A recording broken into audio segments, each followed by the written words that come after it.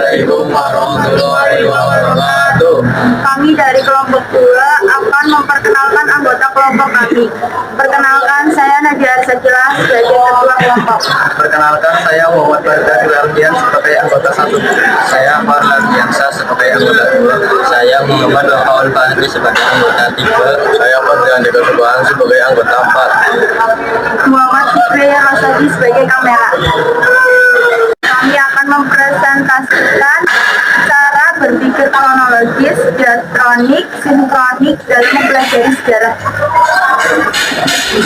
Cara berpikir kronologis. Sejarah mengajarkan kepada kita cara berpikir kronologis. Artinya berpikir secara runtuh sesuai dengan urutan waktu terjadinya suatu peristiwa.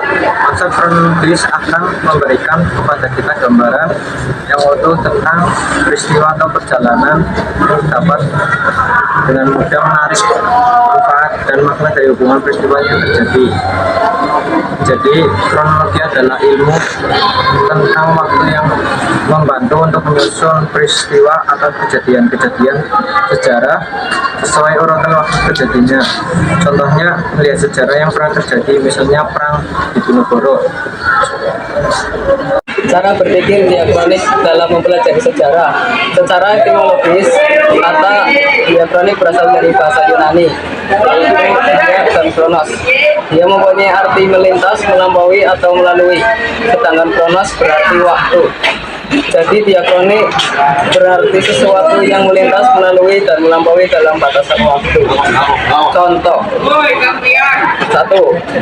Masa pemerintahan Raja Hayam waktu berlangsung antara tahun 1350 sampai 1389. 2. Perang Diponegoro berlangsung antara tahun 1825 sampai 1830. 3. Penjajahan Jepang di Indonesia berlangsung antara tahun 1942 sampai 1945.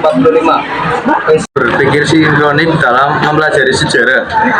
Kata sinkronik berasal dari bahasa Yunani, yaitu SYN yang berarti dengan dan kronos yang berarti waktu. Adapun dalam kamus besar bahasa Indonesia, sinkronik diartikan dengan sebagai segala sesuatu yang bersangkutan dengan peristiwa yang terjadi pada suatu masa. Secara umum, sinkronik mempunyai ciri-ciri, yaitu sebagai berikut. 1. Mengkaji peristiwa sejarah yang terjadi pada masa tertentu. 2.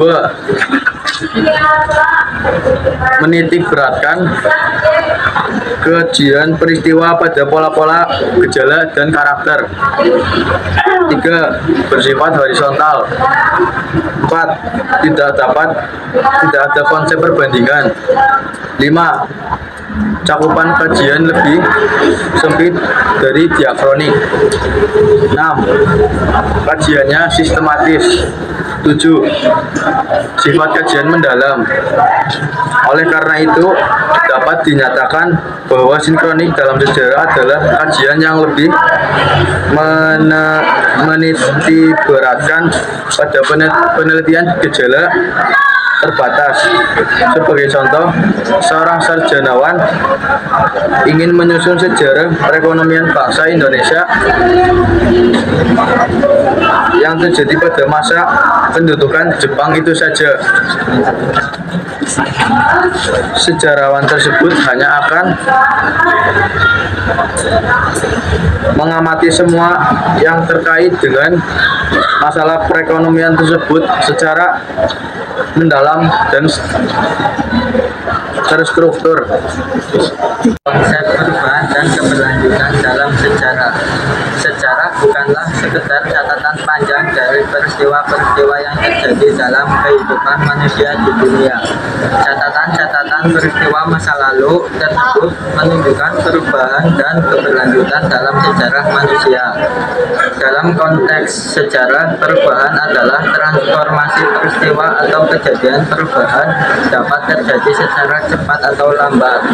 Contoh perubahan yang terjadi secara cepat adalah peristiwa pengeboman kata di kota Hiroshima dan Nagasaki pada 6 dan 9 Agustus 1945. Kejadian tersebut membuat Jepang menyerah tanpa syarat pada Sekutu pada 15 Agustus 1945. Sekian dari kelompok kami, kurang lebihnya mohon maaf. Wassalamualaikum warahmatullahi wabarakatuh.